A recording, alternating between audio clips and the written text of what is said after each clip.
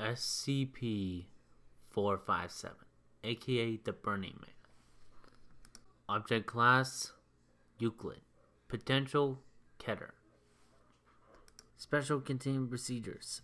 SCP-457 is to be kept in a 5 by 5 meter chamber with no less than 22.9 cm or 9 inches of cumulative fireproofing via various materials, asbestos, cement, perlite boards. Upon on all surfaces and a blast-proof observation window with emergency blast shielding installed. The opening into the chamber must consist of at least two temperature-controlled and airtight chambers that may be sealed in case of an emergency.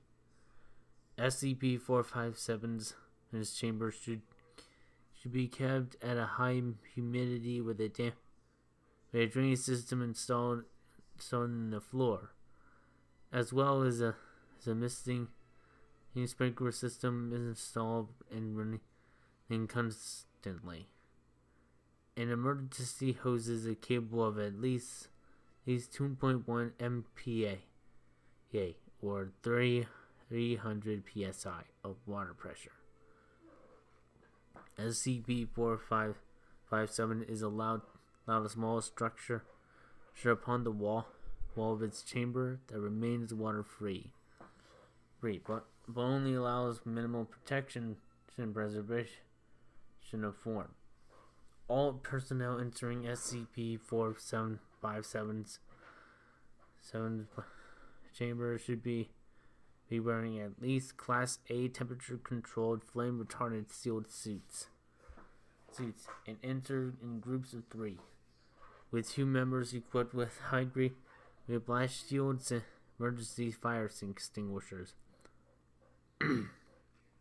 Personnel should only enter SCP-457's chamber in order to supply SCP-457 with its daily allotment of fuel material, or to examine and repair any damage to chamber or sprinkler systems.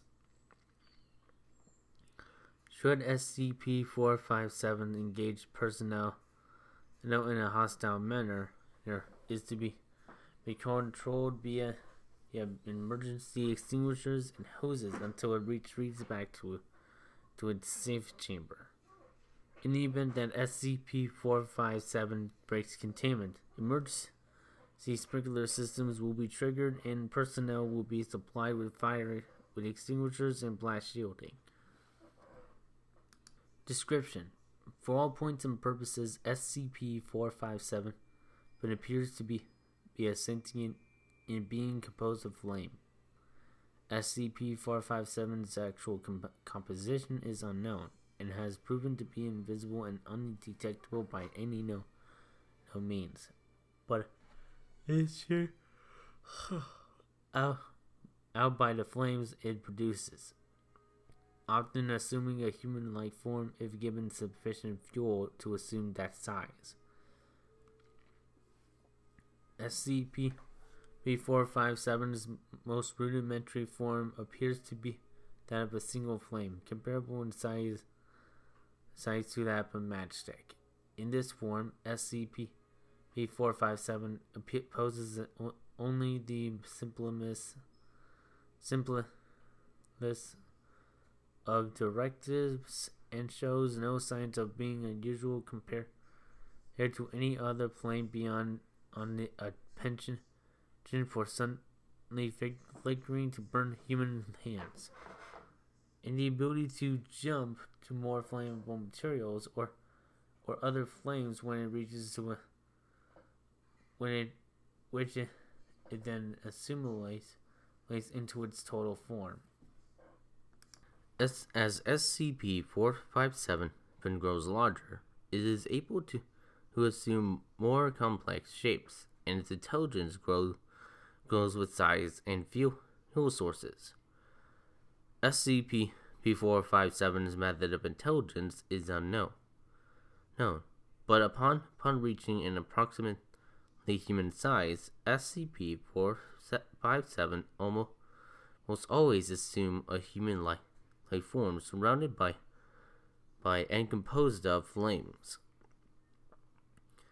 SCP-457 has been observed to communicate through writing letters out of its own flames, charring them onto the wall or other surfaces, and more rarely through speech, created via high pressure, heated air and the crackling and pops of flames.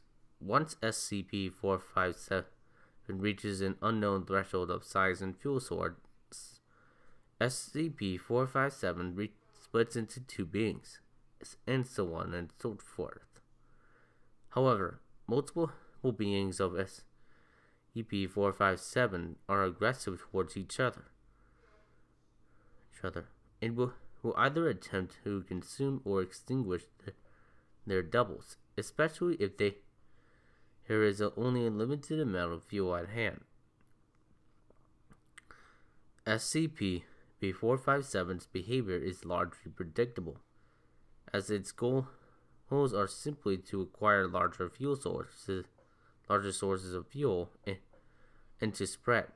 The danger of SCP-457 comes from its ability to increase in intelligence with size and appearance, or ability to learn and mimic behaviors. This has led to it purposely damaging and sabotaging sprinkler systems and, in rare circumstances, set up relatively complex traps. It has also attempted to trick or reason with personnel to be released or have access to more fuel. Due to SCP-457's unique composition, variable intelligence, and uncooperative nature, its psychology may not be accurately determined in accordance with any human analogy. SCP-457 was recovered and redacted in the summer of 2007 after multiple wildfires were attributed to it. It is unknown where or how SCP-457 initially formed. Investigation into the potential of SCP-457 being responsible for other major fires is underway. Addendum: an interview between Dr. Redacted and SCP-457. Can you speak currently? Yes. Good. Would you mind answering some questions? No reply. I'll take that as a no. How do you feel about being confined? Crackling? Dislike. No fuel. No air. We provided you with adequate air and fuel to survive. Cannot burn. No fuel. Are you saying that you cannot grow? Grow. Need. Must grow. 457 moves about a containment area as if searching. How do you feel? Hungry. Do you feel anything else? Anything besides hunger? No answer no answer. 457 approaches blast shielding, separating it from Dr. Redacted. How do you feel about humans? They burn. 457 moves closer to blast shielding, appearing to examine the window and Dr. Redacted. How do you feel about fuel? It burns. 457 places a hand upon the blast shielding to no effect. Please move away from the window, or be forced to reduce your size considerably. Reply: no reply or signs of understanding. Does not move. How do you feel about water? Emits a high-pitched scream of superheated air and presses the body against blast shielding. Please move away from the window, or we will be forced to turn the sprinklers on. Back away from the window, still screaming, hissing, and snapping.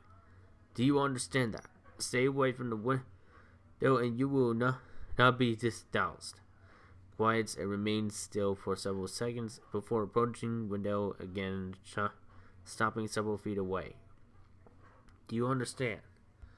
One fuel, one air, one burn, one to burn, one to burn, one to burn. Repeats itself, growing loud, beginning to move about containment area rapidly, apparently researching walls and ceiling for a way out. There is not a way out.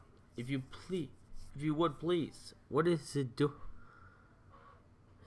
Is it looking for a way out? At this point in the interview, SCP-4557 managed to severely damage as much as the sprinkler system and destroy a portion of the fuel injector that had been sustaining its intelligent form, giving it free access to several gallons of gasoline. The interview transcript was recovered via security footage from before the blast. SCP-457's temporary breach of containment came from the exploitation of the sealant used to attach the blast shield into the rest of the chamber. How SCP-457 managed to exploit this weakness is unknown, and it has been since moved to a higher security chamber. Addendum 2. Due to the excessive resource requirements in keeping SCP-457 contained, locating a permanent renewable fuel source is currently a high priority. Proposals so far include, but are limited to, use of starch dust to obtain from SCP-1689 potatoes, use of SCP-124 to rapidly produce new sources of biofuel. Approval of one or more of these proposals pending review.